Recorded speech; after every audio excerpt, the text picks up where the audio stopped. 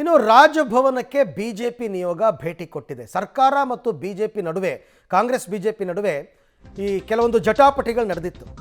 Guarantee ಅನುಷ್ಠಾನ ಸಮಿತಿ ಸದಸ್ಯರಿಗೆ ಸರ್ಕಾರದಿಂದ ವೇತನ ಕೊಡ್ತಾ ಇದ್ದಿದ್ದು ತಪ್ಪು ಅಂತ. ಹಾಗಾಗಿ ಗ್ಯಾರಂಟಿ ಸಮಿತಿ ರದ್ದು ಮಾಡುವಂತೆ ಬಿಜೆಪಿ ಜೆಡಿಎಸ್ನವರು ಫೈಟ್ ಮಾಡಿದ್ರು.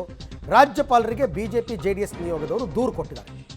ಗ್ಯಾರಂಟಿ ಸಮಿತಿ ಅಂತ ಮಾಡಿಬಿಟ್ಟು ನೀವು ಜಿಲ್ಲಾ ಮಟ್ಟ ತಾಲೂಕು ಮಟ್ಟದಲ್ಲೆಲ್ಲ ಮಾಡಿಬಿಟ್ಟು ಎಲ್ಲ ಕಾಂಗ್ರೆಸ್ ಕಾರ್ಯಕರ್ತರನ್ನು ಅಲ್ಲಿ ನೇಮಕ ಮಾಡಿಬಿಟ್ಟು ಅವರಿಗೆ ನಮ್ಮ ತೆರಿಗೆ ಹಣದಲ್ಲಿ ಸಂಬಳ ಯಾಕೆ ಕೊಡ್ತಾ ಇದ್ದೀರಾ?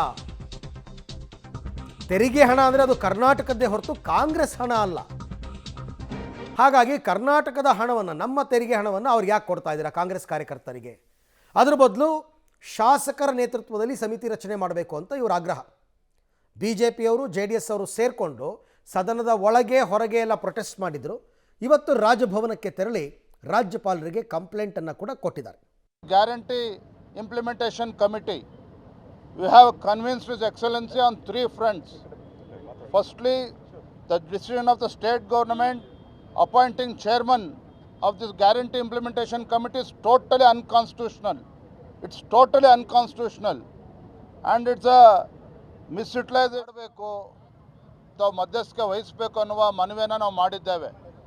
ನನ್ನ ವಿಧಾನಸಭಾ ಕ್ಷೇತ್ರದಲ್ಲೇ ಜಿಲ್ಲಾ ಉಸ್ತುವಾರಿ ಸಚಿವರು ಶಾಲಾ ಡಿಗ್ರಿ ಮತ್ತು ಶಾಲಾ ಒಂದು ಕಮಿಟಿಗಳೇನಿರ್ತದೆ, ಉಸ್ತುವಾರಿ ಸಚಿವರು ಒಂದು ಪತ್ರವನ್ನು ಕೊಟ್ಟಿದ್ದಾರೆ. ಏನು ಆ ಪತ್ರದಲ್ಲಿ ಉಲ್ಲೇಖ ಮಾಡಿದ್ದಾರೆ ಅಂತ ಹೇಳಿದ್ರೆ, ಶಿಕಾರಿಪುರ ತಾಲೂಕಿನ ಗ್ಯಾರಂಟಿ ಅನುಷ್ಠಾನದ ಅಧ್ಯಕ್ಷನಿದ್ದಾರೆ, ಅವರು ಕೊಟ್ಟಿರ್ತಕ್ಕಂಥ ಹೆಸರುಗಳನ್ನು ಪರಿಗಣಿಸಬೇಕು ಅಂಥೇಳಿ ಉಸ್ತುವಾರಿ ಸಚಿವರು ನನ್ನ ಕ್ಷೇತ್ರದಲ್ಲಿ ಕೊಟ್ಟಿದ್ದಾರೆ. ಈ ರೀತಿ ಬೇರೆ ಬೇರೆ ವಿಧಾನಸಭಾ ಕ್ಷೇತ್ರದಲ್ಲೂ ಕೂಡ ನಡೀತಾ ಇದೆ. ಇದು ನೇರವಾಗಿ ರೈಟ್. ಇದು ವಿಜೇಂದ್ರ ಅವ್ರು ಹೇಳ್ತಾ ಇರ್ತಕ್ಕಂಥದ್ದು. ಬಟ್ ಅದು ಇಟ್ ಕ್ಯಾನ್ ಬಿ ಚಾಲೆಂಜಬಲ್ ಅಂತ ಹೇಳ್ತಾರೆ. ಕೋರ್ಟ್ನಲ್ಲಿ ಚಾಲೆಂಜ್ ಮಾಡ್ಬೋದು.